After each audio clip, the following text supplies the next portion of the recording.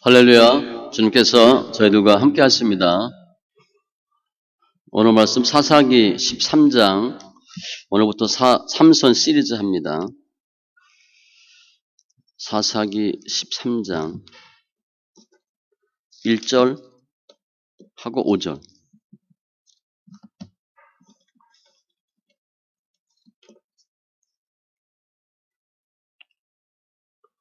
사사기 13장 1절 하고 5절 같이 천천히 있습니다. 이스라엘 자손이 다시 여호와의 목전에 악을 행하였으므로 여호와께서 그들을 40년 동안 블레셋 사람의 손에 넘겨주시니라.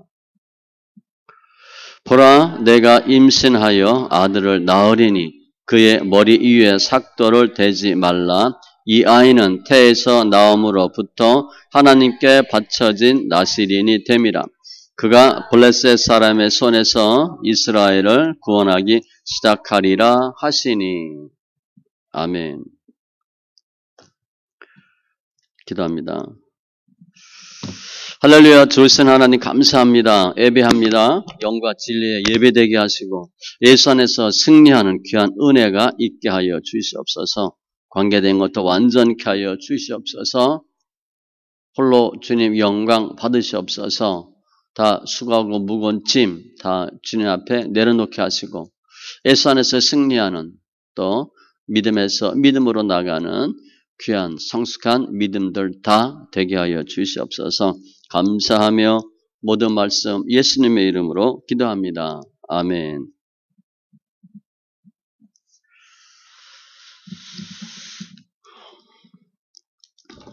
우리 몸 아픈 것 중에 하나 대상포진 있죠?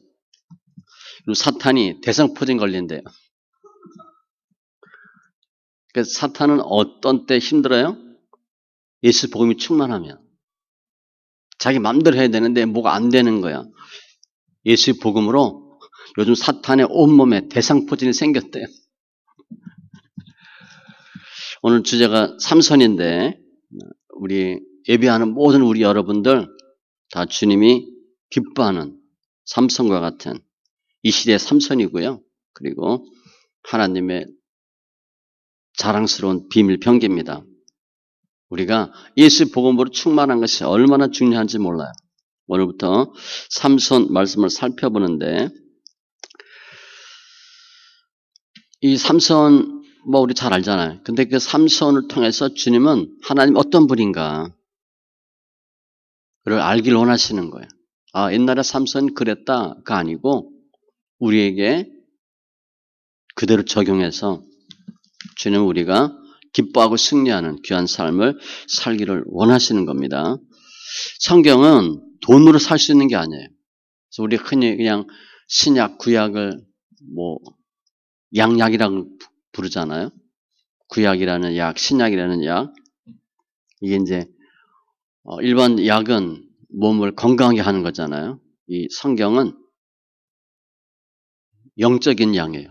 영적인 양이기 때문에 우리의 삶을 생명으로 인도하는 말씀입니다. 오늘 예배 끝나고 돌아갈 때 하나님께서 삼손에게 나타나셔서 역사하신 것 같은 그런 기쁨과 즐거움으로 돌아가는 귀한 심령들 다 되시기 바랍니다. 오늘 사사기 13장은 이제 삼손의 출생에 대한 내용이에요. 이 사사기 자체가 이제 사사인데 전기, 후기 나누는데 후기 사사입니다. 그 앞에 보면 운니엘, 드보라, 입다 이런 사사가 있죠. 13장부터는 삼손이에요. 사사는 뭐냐면 제사장도 아니에요. 왕도 아니에요. 하나님이 백성들을 보호하고 인도하기 위해서 세운 지도자가 사사예요. 사사는 누가 세우냐면 하나님이 세워요. 내가 사사가 되고 싶다 그래서 되는 것도 아니고요. 하나님이 전적으로 세우셔요. 주로 사사기 보면 사사 출생, 성장 과정, 사역, 죽음 다 주님이 주장하시고 많은 경우에 기록하고 있어요. 특별히 오늘 1절하고 5절은 삼손이 태어나는 배경이에요. 삼손이 태어날 때 1절에 보니까 이스라엘 자손이 다시 여호와의 목전에 악을 행하였으므로 또 이제 나쁜 습관 나오는 거죠. 전적으로 하나님을 신뢰해야 되는데 이 방식을 따르는 거예요. 하나님의 말씀 지키지 않아요. 이 사사기 전체의 주제는요. 백성의 타락하면 하나님이 징벌하죠. 그 징벌이 뭐냐면 나라가 타락하니까 다른 나라에 지배당하기를 해요. 개인이 타락하면 개인이 지배당하고요. 집안이 타락하면 집안이 지배당합니다. 나라가 타락하니까 나라를 빼앗겨. 이웃 나라에 그 당시 많은 나라들 있죠. 주로 블레셋인데 징벌을 받아요. 그러면 너무 힘들죠. 오늘 보면 40년 되어 있는데 40년 동안 지배를 받으면 얼마나 힘들겠어요. 그럼 힘들다고 살려달라고 하면 주님이 구원자를 보내셔. 그게 사사예요. 그 사사가 와서 또 한 20년, 30년 평안한 삶을 살다가 또 먹고 살만하면 또 뭐예요? 회귀 본능이 있잖아. 또 죄죠. 또 타락하는 거예요. 이 악순환이 사사기예요. 하나님을 잘 믿는 세대가 있으면 그게 그렇게 오래 못 갑니다. 그럼 반드시 그 다음 세대는 하나님을 알지 못하는 타락한 세대가 다시 나타나요. 그래서 오늘도 보니까 이스라엘 백성이 다시 타락하니까 블레셋에게 나라를 넘기는 거예요. 40년 동안 종노릇합니다. 그때 사사가 삼손이 태어나요. 아이러니죠. 우리 현대인은 어떤 문제가 있냐면 과학이 굉장히 발전해요. 자동차 보면 자율 자동차 나오잖아요. 자율 운행. 내가 운전 안 해도 다 알아서 해. 요즘 제 차는 오래돼서 잘 모르겠는데 요즘 차 보면 이렇게 차선 바뀌면 경고음 나오고 졸면 이렇게 삑삑거리는 거 있잖아요. 요즘 그런 시대예요. 내가 뭘 어떻게 알아서 위급한 상황에 대처하지 못하는데 알아서 해주는 거야. 너무 좋은 거죠. 그러니까 우리 사람이 위험이 닥쳐도 모르는 수가 있고 위험이 닥쳤을 때 정신 차리고 그 문제를 해결할 수도 있지만 일반적으로 보면 문제가 뻥 터지면 어떻게 해요? 당황해. 멘붕이 와. 그래서 우왕좌왕하다가 이를 그르칠 수가 있어요. 그러니까 우리가 스스로 내가 위험을 파악한다든가 대처를 잘 할 수 없는 시대가 지금이에요. 사람은 똑똑한 것 같잖아요. 그런데 실은 문제가 터지면 생각보다 약해요. 대처 능력이 없어요.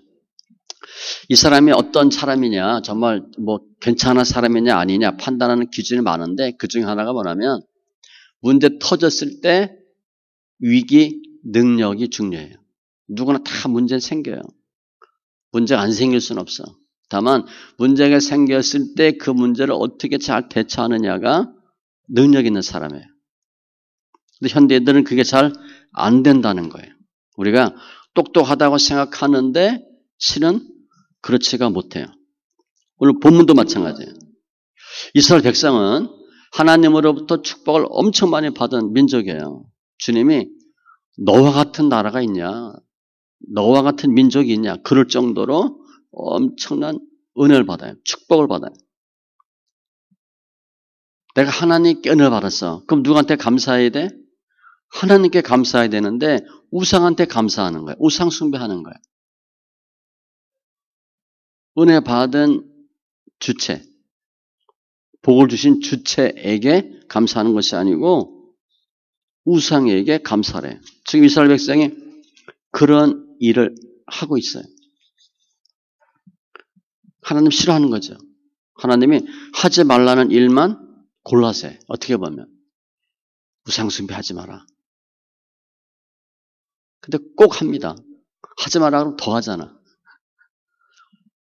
광야에 있다가 가나안 들어갔어요. 너무 좋거든. 그 문화가 너무 좋고 너무 잘 살아. 하고 싶은 거예요. 그래서 블레셋에게 넘기는데 40년 동안 고통을 당해요. 하나님은 하나님 말씀에 순종하고 잘하면 복도 주지만 벌도 내리세요. 그러니까 주님이 벌 내리시면 얼굴 싹 돌리는 거예요. 마주치질 않아. 이스라엘 민족이 그런 일을 하다가 고통당하고 있어요. 이 40년 동안 블레셋에게 붙였다는 건 뭐냐면 주님이 손 안 대는 거예요. 우리 나라 누가 지켜요? 국방부가 지키죠. 하나님이 지킵니다. 우리는 군인이면 다 될 것 같죠? 안 그래요. 왜냐하면 하나님이 이 온 세계 역사의 주권자이기 때문에 역사를 주관하시기 때문에 주님이 하세요. 하나님이 지켜주셔야 안전해요. 국방부, 정치, 하나님 해야 됩니다. 사람들이 하는데 하나님께서 하도록 하셔야 돼요. 그러니까 하나님이 이스라엘 민족 지켜주지 않으니까 블레셋이 들어온 거예요. 그러니까 늘 주의 국가는 항상 이스라엘이 동네 북이야. 주님이 지켜줘서 괜찮은 건데 안 지켜주니까 침략 당하는 거죠. 이스라엘이 점점 타락의 길을 걷고 점점 힘든 죄악으로 가득 차요. 주님이 내버려 두는 거예요. 이방인 국가에게 고통당하도록 내버려 두는 거예요. 그런데 1절과 5절은 너무 달라요. 내용이 너무 다른데 1절은 절망이잖아요. 5절은 소망이에요. 지금 이스라엘이 블레셋에게 40년 동안 압제당하는 데 주님이 삼손을 준비하시는 거예요. 삼손이 태어납니다. 이스라엘 백성이 지금 정신 차리고 회개하고 도와주세요. 앞으로 예수 잘 믿겠습니다. 그거 하지 않았어요. 그냥 고통 중에 있는데 주님이 삼손을 준비하는 거예요. 일반적으로 보면 잘 못하면 하나님이 더 두들겨 패야 돼. 정신 차리라고. 사사 보내주지 않고 더 고통당하게 하고 더 힘들게 하고 그냥 두들겨 패서 바닥을 치게 해야 됩니다. 그게 주님의 방법이에요. 일반 사람은 그렇게 하지. 그런데 이스라엘 백성들이 회개하지도 않고 도와주세요. 그런 말 하지도 않았는데 삼손을 준비하고 태어나게 하시는 거예요. 그럼 주님이 왜 삼손을 준비하시나? 왜 이스라엘 백성이 도와달라 말하지 않았는데도 구원자 삼손을 준비하셨는가? 그게 우리 삶의 모습이에요. 주님의 역사하시며. 주님이 에덴 동산에서 우리 사람을 창조하셨을 때 그때는 아담과 하와가 문제가 터지고 위험이 생기면 피할 수 있는 능력이 있겠다 없겠다? 있어요. 다 잘 알아서 할 수 있어요. 그리고 주님이 잘 지켜주셔요. 완벽하게 지켜주세요. 죽지 않도록 창조하셨고 영생하도록 창조하셨기 때문에 예를 들어 상처가 났다. 그럼 어떻게 될 것 같아요? 주님 약을 발라주실까? 금방 치료돼요. 세포 자체가 금방 치료돼요. 우리도 지금 우리의 몸을 보면 너무 신기하지 않아요? 자연적으로 치유되는 거, 꼭 약 안 발라도 회복되는 거, 가끔 토하기도 하고 설사도 하고 그죠? 땀도 흘리고 열이 나고 이거 다 알아서 하는 거야. 알아서. 야, 온도가 좀 낮은데 온도를 높여야 되겠다. 뭐 안 좋은 게 들어갔는데 어떻게 해야 되겠다. 그게 아니고 알아서 하는 거예요. 알아서. 그 당시는요. 완벽하게 주님이 치료해주고 보호해줘요. 예를 들어 아담이 어디 가는데 위험한 상황이 딱 닥쳐. 그 아담이 알았을까요? 몰랐을까요? 웬만하면 알아요. 아니면 주님이 아담으로 하여금 위험에 처하지 않도록 막아주셔. 철저하게 다 해주는 거예요. 모든 위험 다 막아주시고 제거해 주시고 주님이 미리미리 지켜주시고 구원해 주셔요. 완벽한 보호를 주님이 다 해주셔. 그러니까 주님이 완벽한 구원자. 그런데 사람이 타락하는 거죠. 주님이 도와주시고 주님이 막아주셔야 되는데 그게 싫어. 내가 하고 싶은 거야. 내가 알아서 하는 거야. 내가 내 자신을 지키고 내 길 내가 알아서 하고 내가 개척하고 내가 하고 싶은 일 하고 내가 능력자가 되고 내가 구원자가 되고 내가 내 자신을 지키는 사람이 되길 원하는 거예요. 그게 타락이에요. 그러니까 하나님의 자리에서 하나님을 슬쩍 밀어내는 거예요. 그리고 내가 그 자리를 앉는 거죠. 내가 다 할 수 있고 하고 싶어서. 우리 개미나 뭐 이런 거 짐승들 보면 지진 해일 일어나기 전에 막 피하잖아요. 사람은 아무리 과학이 발달돼도 그거 몰라요. 그러니까 터져야 알지. 짐승들은 미리 알아요. 인간이 타락하고 나서 가장 똑똑하고 지혜로운 피조물이 어떻게 보면 가장 어리석고 둔한 피조물로 바뀐 거예요. 위험을 잘 몰라요. 무슨 일이 일어날지 어떤 위기가 생길지 우리가 감지조차를 못해요. 그리고 터져도 대처를 잘 못한다는 거예요. 그러니까 하나님이 우리를 완벽하게 지켜주는 상태에서는 담대하죠. 두려움이 없어요. 무서움이 없어. 그런데 하나님과 멀어지고 나니까 매사가 두려워요. 미래도 두렵고 자연도 두렵고 사람끼리도 무서워하고 겁쟁이가 된 거예요. 그러니까 삶 자체가 우울한 패배적인 삶을 살 수밖에 없게 됐어요. 그러니까 사람이 스스로 내가 나를 구원하기는커녕 도망다니는 인생, 두려워하고 무서워하는 인생으로 우리가 바뀐 거예요. 그럼 예수님은 이런 상황에서 어떻게 하셨을까? 오늘 보니까 이스라엘 백성이 하나님 싫다 그랬어. 우상 숭배했어. 블레셋의 종로로 타고 있어. 하나님의 징벌이 시작된 거죠. 그 주님은 블레셋에 고통당하는 걸 계속 주님이 즐기시나? 그렇게만 하게 하시나? 아니에요. 주님은요, 미리 준비하세요. 우리 예수 믿는 사람들이 하나님의 택한 백성이 고통당하는 것을 기뻐하지 않아요. 지금 블레셋에 40년 지배를 받아요. 그럼 40년 끝나고 구원의 역사가 나타나. 삼손은 언제 태어나는 거예요? 이미 하나님은 40년 고통당하게 주님 하셨어. 그때 삼손이 태어나는 게 아니라 주님 미리 태어나게 하시는 거예요. 40년 끝나고 구원해야 되니까. 삼손이 20대 후반에 결혼하고 막 그럴 나이에 20대 후반부터 구원 사역을 해요. 그러면 한 10여 년 좀 지나서부터 삼손이 태어나는 거예요. 지금 40년의 채 반도 안 됐는데 주님이 벌써 삼손을 준비하시는 거예요. 제가 1절은 절망이고 2절, 5절은 소망이라고 그랬죠. 절망인데 동시에 주님은 소망을 마련해요. 소망을 갖게 하세요. 구원을 통해서 구원받도록 하기 위해서 소망의 역사를 하시는 거예요. 근데 그 소망을 준비하는 때가 언제냐? 인간이 가장 더럽고 타락하고 죄악 중에 있을 때 그때 주님은 벌써 구원을 준비하세요. 그러면 우리가 깨끗하고 잘해서 회개를 잘해서 믿음 생활을 잘해서 주님이 구원하시는 거예요?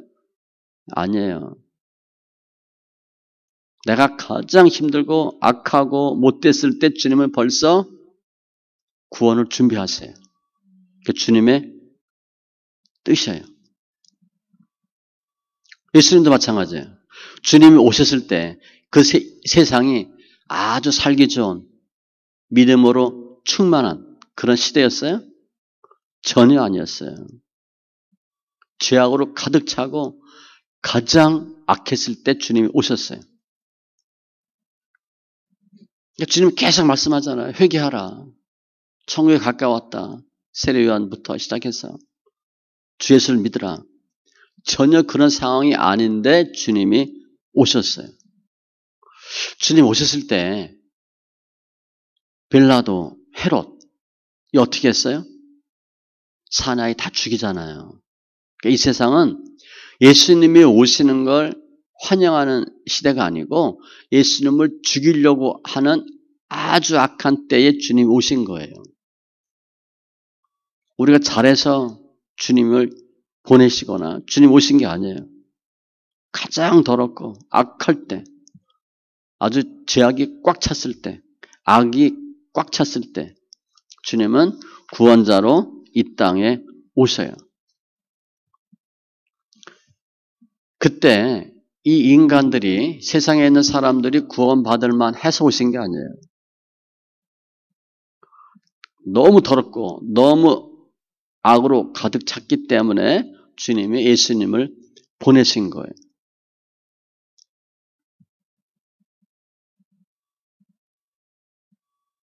우리가 전쟁, 난세, 영웅이 난다 그러잖아요. 그래서 위기 때 영웅이 나타나, 위인이 나타나요. 물론 위기라고 항상 위인이 나타나거나 영웅이 나타나는 건 아니지만 주님은 자격이 없지만 사람을 보내요. 인간은 스스로 우리를 문제에서 구원할 수 있는 힘이 없어요. 능력도 없어. 삼손이 구원자로 태어나는데 삼손이 사사로 구원자로 올 수 있는 건 뭐냐면 주님이 다 정해 주신 거야. 사사로 정하고 태어나게 하시고 사사의 역할을 할 수 있도록 주님이 다 능력을 주신 거예요. 예수님은 모든 사람의 죄를 다 감당할 수 있는 유일한 구원자이고 모든 인류의 죄를 다 담당할 수 있는 분이에요. 누가 이스라엘을 구원할 수 있나? 하나님이 정해준 사람은 구원할 수 있어요. 그게 사사예요. 미리 준비해 주신 거예요. 내가 이스라엘 민족을 구원해야 되겠다.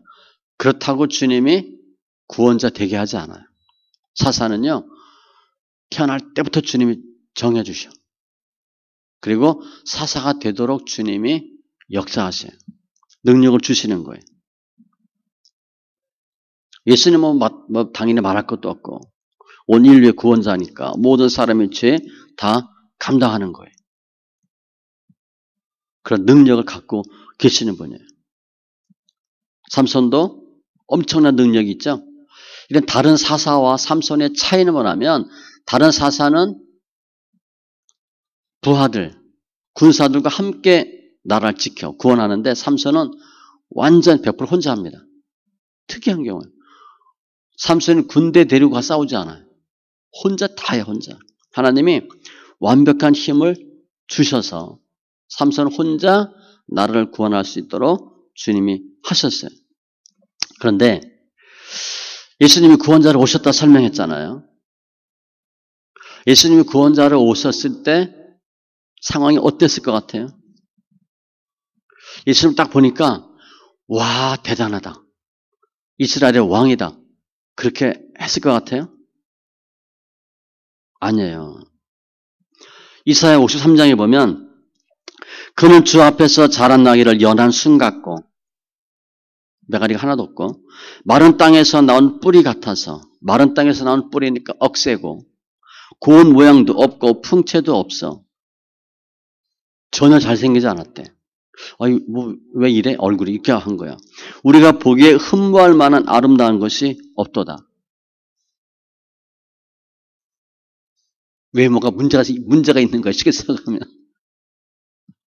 그 멸세를 받아 사람에게 버림을 받으며 싫어하고 간고를 많이 겪고 질고를 아는 자라 마치 사람들이 그에게서 얼굴을 가리는 것 같이 예수님 보고 막 보고 싶어서 하는 게 아니라 얼굴을 씩 돌린대. 예수님 얼굴 보기 싫어서. 멸시를 당하였고 우리도 그를 귀히 여기지 아니하였도다. 예수님은요. 이사야에 의하면 예수님의 그 외모는 귀티는 전혀 없어요. 귀공자? 뭐 요즘 멋있는 남자를 뭐라 그러지? 무슨 남 그런 거 있잖아요. 전혀 그렇지 않아요, 예수님은. 노동자 같아. 이 말씀 보면. 아주 어려서부터 고생 엄청한 그런 사람 같아. 구원자로서의 풍채, 외모가 전혀 없는 분이에요. 그리고 멸시받고 간고를 겪고 질고를 알고 한마디로 귀여김 받지 않았어요. 귀여김 받는 게 아니라 비참한 꼴을 당해. 내팽개쳐지는 삶을 살아요. 구원자가 우리 생각에 구원자가 너무 좋잖아요. 그런데 구원자의 이 인생은 삶은 환영받는 삶이 아니에요. 버림받는 삶이에요. 이 모두 형편없어요. 좀 멋있게나 좀 만들어주지. 멋있지도 않았어요. 그 사람들이 예수님 딱 보면 아 이분이 우리 구원할 자다. 전혀 그런 생각 안 들어. 이게 뭐야? 이런 마음이 드는 거예요. 아 이게 뭐야? 왕따 당하는 모습. 자기 자신도 구원하지 못할 것처럼 좀 안 돼 보이는 얼굴. 사람들이 예수님 외모 보고 야유를 보냈으니까 왜 저렇게 생겼냐고. 왜 볼품이 없냐고. 그게 구원자로 오신 예수님이 당한 모습이에요. 그런데 예수님이 이 세상에 오셔서 무슨 일을 하셨나. 내가 제대로 예수 믿고 그럴듯하게 예수 믿고 번듯하고 제대로 산다고 하는 자칭 의인은 주님이 찾아가지 않았어요. 만나 주지도 않았어요. 주님은 어떤 사람 찾아갔어요? 세리와 창녀. 애통하고 더럽고 절망이고 버림받고 사람 취급받지 못하는 사람들을 찾아다니고 그들을 구원하기 위해 애쓰셨어요. 바리새인, 제사장, 서기관은 주님이 사람 취급도 안 합니다. 아주 이 세상에서 버림받은 사람, 못돼 먹었다고 하는 사람, 욕먹는 사람들만 찾아가요. 소외당하고 버림받은 사람들만 찾아가요. 그리고 주님이 그들을 구원하세요. 누가복음 5장 32절에 내가 의인을 부르러 온 것이 아니요 죄인을 불러 회개시키러 왔노라. 그러니까 주님의 목적은 죄인들을 찾아가는 게 목적이에요. 의인이라고 생각하는 사람은 만나 주지도 않아요. 도리어 책망해. 독사의 자식아. 회칠한 무덤이라고. 그런데 내가 인생을 잘못 살았고 내가 죄인이고 내가 더럽고 이 세상에서 버림받고 그런 사람들은 주님이 찾아가 주시고 용서해 주시고 사랑해 주셔요. 세리와 창기가 예수님 따라간 게 아니에요. 그들이 예수님을 찾은 게 아니에요. 주님이 그들을 찾으신 거예요. 주님이 그들을 찾고 그들을 구원해 주신 거예요. 이게 예수님의 사역이에요. 구원자로서의 사역이에요. 그래서 이 구원이란 오늘 보면 오늘 1절 절망이고 5절이 소망인데 이스라엘을 구원하기 시작하니라. 구원은요. 사람들이 소리쳐서 외쳐서 되는 게 아니에요. 사람이 준비하는 게 아니에요. 전적으로 하나님이 시작하시고 하나님이 이루시는 거예요. 언제? 가장 더럽고 가장 힘들 때, 가장 추악할 때, 가장 힘이 없을 때, 아무것도 할 수 없을 때 주님이 준비하시고 찾아오시고 구원을 시작하고 이루셔요. 우리는 내가 구원받을 만한 짓을 하고 구원받을 만한 상태가 되고 그러한 모습이 되어야 주님이 구원하신다고 생각하는 그것 자체가 틀린 거예요. 나는 도저히 구원받을 수 없어. 나는 버려진 인생이야. 이제 끝이야. 내가 할 수 있는 게 하나도 없어. 그럴 때 주님이 구원하세요. 왜냐하면 구원은 사람이 절대 이룰 수가 없어요. 전적 부패, 전적 타락, 전적 무능이기 때문에 사람이 뭐라도 해야 된다. 그것은 잘못된 신앙관이에요. 그건 사람이 의롭다는 결론이 내려. 우리는 의인이 아니에요. 죄인이기 때문에 아무것도 할 수 없어요. 절망 가운데, 낙담 가운데. 그때 주님이 구원을 시작하셔요. 내가 깨끗해서 주님이 나 구원해 주시는 거 아니에요. 내가 할만해서 주님이 도와주시는 거 아니에요. 구원은 가장 힘들 때, 가장 더럽고, 가장 비참할 때 주님이 구원을 시작하세요. 내가 잘나서 주님이 나 도와주시는 거 아니고요. 내가 잘났기 때문에 주님이 구원해 주시는 게 아니에요. 그 예수님의 구원 사역이에요. 하나님은 인간이 정말 아무것도 할 수 없을 때, 정말 더러울 때, 정말 죄중에 있을 때 구원을 시작하셔요. 형벌도 주지만 구원의 역사를 주님이 이루시는 거예요. 우리는 하나님 어떤 하나님인가를 잘 알아야 되는데 에덴 동산에서 죄를 져요. 주님 어떻게 했어요? 내쫓아요. 내쫓는데 너 나가서 죽어라 그렇게 하지 않아요. 내쫓을 때 옷 다 해 입히시고 내보내요. 그냥 죽으라고 하는 게 아니에요.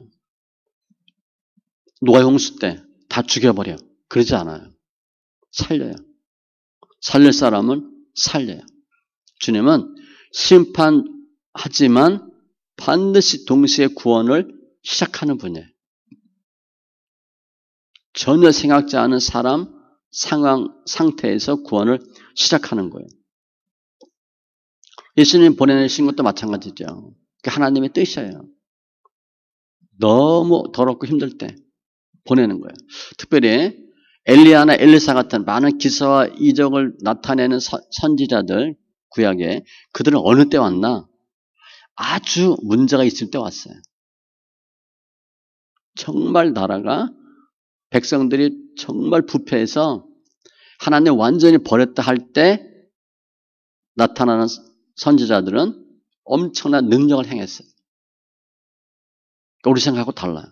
내가 잘해야 하나님 역사가 나타나는 게 아니고 엄청 문제 있을 때 주님이 오셔서 역사를 하는 거예요. 그래서 오늘 이스라엘 백성은 블레셋 40년 고통당하고 그들이 뭐 할 수 있어요? 아무것도 할 수 없는 거예요. 이미 블레셋의 침략을 받고 정복을 당했어. 노예처럼 살아요. 하도 힘들면 좀 깨닫지. 우리가 뭘 잘못해서 이렇게 힘든가 보다. 그런데 그들이 하나님께 우리 도와주세요. 기도하고 있어요? 못하고 있어요. 안 하고 있어요. 그냥 죄값 치르느라고 바빠. 아무것도 할 수 없어. 기도할 힘도 없고 그럴 뻔뻔함도 없고요. 그럴 믿음도 없고 이걸 기도해야 된다라고 느끼지도 못하고 있어요. 그때 주님이 삼손을 준비하신 거예요. 구원자를 준비하시는 거예요. 삼손은 이스라엘 백성이 기도해서 주님이 보내주신 사사가 아니에요. 회개했다고 잘못했다고 빌어서 보내준 사람이 아니에요. 이스라엘 백성이 거룩해서 보내준 사사가 아니에요. 주의 명령을 잘 지켜서 상급으로 보내준 사사도 아니에요. 엄청난 죄를 짓고 큰 죄악 가운데 있고 하나님의 진노 가운데 있을 때 주님 보내주신 구원자가 삼손이에요. 능력은 얼마나 많아요. 삼손은 뭐 혼자 다 하잖아요. 몇백 명 죽이는 건 그냥 뭐 일도 아니잖아요. 왜 고통당하는지, 왜 문제가 있는지, 무엇이 죄악인지 도 모르고 고통당하고 있는 이스라엘 백성, 그들을 위해서 주님이 삼손을 준비하신 거예요. 제가 우리 현대인의 문제 설명했죠. 위험을 잘 감지하지 못하고 대처도 못한다고. 우리가 좀 그래요. 우리가 문제가 생겼어. 문제가 생기는 줄도 모르고 문제가 생겼는데 어떻게 해결해야 되는지도 우리가 잘 몰라요. 또 문제 뻥 터지면 우리 어떻게 돼요?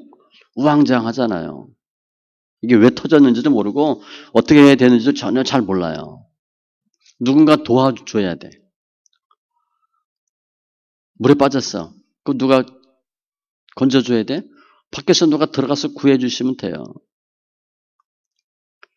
사람이 죄를 짓고 죽어가고 지옥에 가. 우리 알아요? 몰라요. 그러면 지옥에 대해서 잘 아는 분, 지옥 안 가게 할 수 있는 분, 예수님을 통해서 지옥 안 가면 돼요. 구원받으면 돼. 우리가 내가 무엇을 할 수 있다고 생각할 수 없는 때, 무엇을 해야 될지도 모를 때,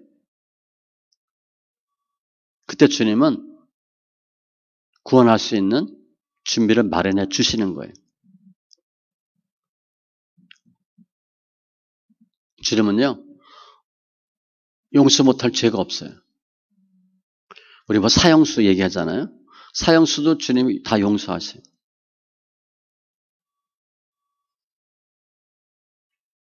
아주 불효 자식이라 부모를 버렸어. 그런 자식도 주님은 다 용서할 수 있어요. 예수만 믿으면 우리가 도움을 받아요. 그분이 구원자이기 때문에. 예수님을 찾으려고 하지 말고요. 예수님 찾아오셔요. 그때 잡으시면 돼. 주님은 다 보내주시고 해결할 수 있도록 해주셔요. 그러면 우리 삶이 절망에서 희망으로 바뀌는 거예요. 우리가 우리 모습 보면 우리가 죄가 많아요? 적어요? 죄 많다고요. 예수 안 믿는 사람은요. 주님 이 세상 편히 살다가 죽으면 지옥 가. 그러니까 이 세상 사는 동안 굳이 주님이 징계하지 않는 경우가 많아요. 그래야 너 편히 살다가 지옥 가. 그럼 되거든. 근데 우리 예수 믿는 사람들은 어떻게 돼요? 천국 가야 되잖아. 그러니까 이 세상 살면서 잘못하면 주님이 반드시 징계해요. 그러니까 안 믿는 사람하고 달라요. 안 믿는 사람은 그래 내 마음대로 살다가 지옥 가. 그럼 되거든. 우리는 지옥 가면 안 되니까 징계를 하셔요.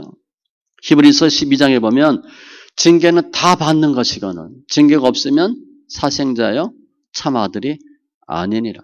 주님은 영생을 허락하기 위해서 천국을 허락하기 위해서 징계를 주는 거예요. 그러니까 우리는 잘못하면 주님이 즉시 손을 대. 먼저 여러 번 참고 되지만 왜냐하면 천국 가야 되니까. 회개해야 되니까. 그런데 그 징계할 때에도 주님은 소망을 주시는 거예요. 블레셋 40년 고통 중에 주님이 삼손을 준비하신 것처럼 우리도 마찬가지예요. 내가 절망 가운데 있고 환난 가운데 있는데 주님은 이미 나도 모르지만 소망의 역사를 이루기 위해서 구원을 준비하시는 거예요. 주님의 뜻은 요한복음 3장 17절에 하나님이 그 아들을 세상에 보내신 것은 세상을 심판하려 하심이 아니요 그로 말미암아 세상이 구원을 받게 하려 하심이라. 심판하는 게 목적이 아니에요. 구원받도록 하나님이 역사하는 거예요. 내가 절망 가운데 있다. 그때가 언제냐면 주님이 구원을 준비하는 때예요. 그때부터 벌써 주님은 구원을 준비하세요. 출애굽해서 사막을 가는데 거기 견딜 수 있어요? 못 견디잖아요. 구름기둥, 불기둥 다 해주시는 분이에요. 내가 잘못해서 징계를 받아도 너 잘됐다. 혼나봐라. 그러면서도 또 위로해 주셔요. 우리 성도가 아무리 죄를 져도 성도예요. 자식이 아무리 나쁜 짓 해도 자식이잖아요. 그거 버릴 거예요? 예수님이 아무리 그야말로 망나니 짓을 해도 예수님 보시기에 성도야. 또 우리가 아무리 죄를 져도 주님 보시기엔 우리가 신부예요. 주님 우리를 구원하시는 거예요. 그래서 우리가 시편 119편 126절에 보면 저희가 주의 법을 펴였사오니 지금은 여호와께서 일하실 때니이다. 문제가 뻥뻥 터져. 너무 말을 안 들어. 그때 주님이 일하신대. 준비하시는 거예요. 내가 힘들고 어려울 때 너무 고통 가운데 있어. 지금이 어떤 때냐? 주님이 구원을 준비하시는 때예요. 그래서 우리가 인생 살아가는데 너무 힘들다. 내가 어떻게 할 수가 없어. 그때 주님이 뭔가 모르지만 준비하고 계세요. 여러 가지 준비해. 자녀들이 집 나가 부모 속을 썩여. 근데 주님이 꿈을 꾸게 해요. 자녀가 돌아오는 꿈을 꾸게 하고. 아직 그는 밖에 나가 있어요. 기도할 수 있는 힘을 주시거나 남편이 도박을 해. 돈을 다 가산을 탕진해. 그래도 어머니 같은 마음을 주셔서 그 도박하고 가산을 탕진하는 그 부모가 자녀를 위해서 기도하게 하시고 지금 도박하고 있어요. 밖에 나가 있는데 주님은 다 준비하시는 거예요. 소망을 갖게 하시는 거예요.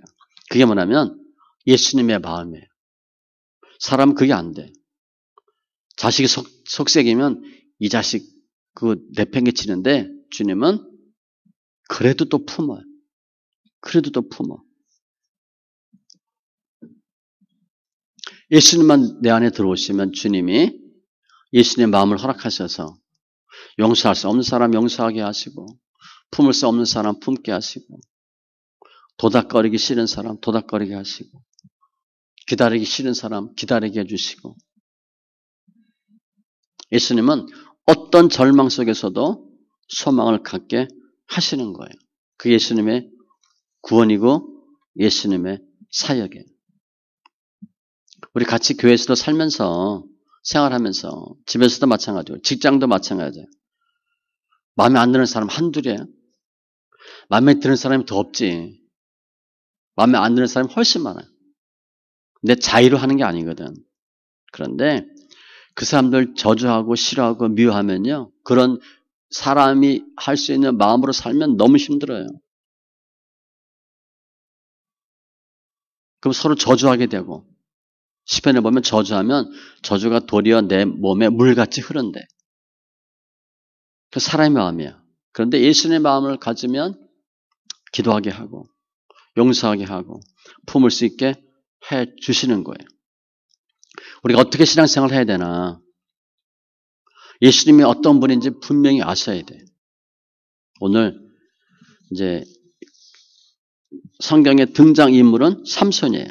그런데 가져오라고 제가 설명했잖아요. 진짜 주인공은 누구예요? 예수님이에요. 본문에 나와 있는 좀 부정적인 단어는 블레셋, 40년 이런 단어고 긍정적인 단어는 구원, 시작 이런 단어예요. 1절은 절망이고 5절은 소망이에요. 주님은 내가 가장 더럽고 추악할 때 내가 아무것도 할 수 없을 그때 주님은 나를 위해서 구원을 시작하셔요. 이러한 주님을 더 잘 아셔야 돼. 제가 삼손을 좀 더 몇 번 볼 텐데 우리 그냥 삼손 쭉 나가면 다 아는 내용이잖아요. 그것과 다르게 풀 거예요. 삼손을 통해서 주님이 어떤 분인가 예수님의 속성과 심정을 풀 거예요. 그래서 예수님을 더 잘 알아야 돼요. 예수님을 잘 아는 방법은 성경을 많이 읽는 거예요. 일단 성경을 많이 아셔야 돼요. 우리는 성경을 많이 읽는데 소리내 읽잖아요. 소리내서 많이 읽으세요. 왜냐하면 성경은 예수님에 대한 증거예요. 예수님이 어떤 분인가 성경을 통해서 아셔야 돼요. 삼손을 아는 게 아니라 예수님의 삼손을 통해서 어떻게 역사하셨나 그거를 배우셔야 돼요. 예수님에 대한 기록이잖아요. 오실 예수, 오신 예수. 성경을 많이 읽으시고 성경을 통해서 주님 원하는 게 뭐냐? 절망 가운데 있는 우리를 주님이 소망으로 바꾸어 주신다는 거예요. 그걸 계속 보세요. 성경 읽으면 살아납니다. 묵상하면요. 내 생각은 한계가 있기 때문에 잘 안 돼요. 그리고 잘 몰라요. 성경. 그렇게 파서 알 수 있는 책이 아니에요. 성경은. 성령이 역사해야 그나마 쉽게 조명하고 알 수 있는 책이 성경이에요. 그 성경을 소리내서 읽는 거예요. 시편 19편 7절 이하에 보면 여호와 율법은 완전하여 영혼을 소성시키며 성경이 여호와의 증거는 확실하여 우둔한 자를 지혜롭게 하며 우리가 그렇게 바꿔주신데 여호와의 교훈은 정직하여 마음을 기쁘게 하고 여기까지만 가면 좋겠어요. 기뻐하고 우리가 뭘 해야 기쁘겠어요? 돈 좀 생겨요. 결혼도 1년, 2년밖에 못 간다며. 차는 몇 개월. 세지 몇 년, 1년. 마음을 기쁘게 하고 여호와의 계명을 순결하여 눈을 밝게 하고 여호와를 경외한 도는 정결하여 영혼까지 이르고 여호와의 법도 진실하여 다 의로우니 하나님 말씀하는 역할이에요. 성경을 멀리하면 멀리할수록 자기 중심이 돼요. 자기 중심이 돼요. 왜 문제가 터지냐? 시편 107편에 보면 하나님의 말씀을 거역하며 지존자의 뜻을 멸시함이라. 그러면 흑암과 사망, 곤고와 쇠사슬 엎드러져요. 문제가 생겨. 디모데전서 6장에도 보면 다른 교훈을 하고 예수님의 말씀과 경건에 관한 교훈을 따르지 아니하면 성경에 집중하지 아니하면 교만하여 1번이 교만이에요. 성경 모르면 교만해진대. 아무것도 알지 못하고 변론과 언쟁을 주하는 자니 자꾸 다퉈. 이로써 투기와 분쟁과 비방과 악한 생각이 나며 마음이 부패하여지고 마음이 부패진대. 진리를 잃어버려 경건을 이익의 방도로 생각하는 자들의 다툼이 일어나느니라. 성경 손에서 많이 읽으시고 첫 번째 해야 할 일. 두 번째, 주님이 반드시 하신다. 주님은 반드시 하신다. 주님 우리를 피값으로 샀어요. 포기하겠어요? 여러분 자식 포기합니까? 절대 포기 못해. 내 자식이거든. 주님이 우리를 피값으로 샀어요. 절대 포기하지 않습니다. 그러니까 뒤집어 보면 내가 힘들고 어려워도 지금 내 팽개 쳐진 것 같아. 그래서 주님이 반드시 구원하세요. 나는 모르지만 지금 벌써 주님은 구원을 준비하고 계셔요. 구원자를 만들고 계시는 거예요. 그것을 믿는 거예요. 그게 확신이에요.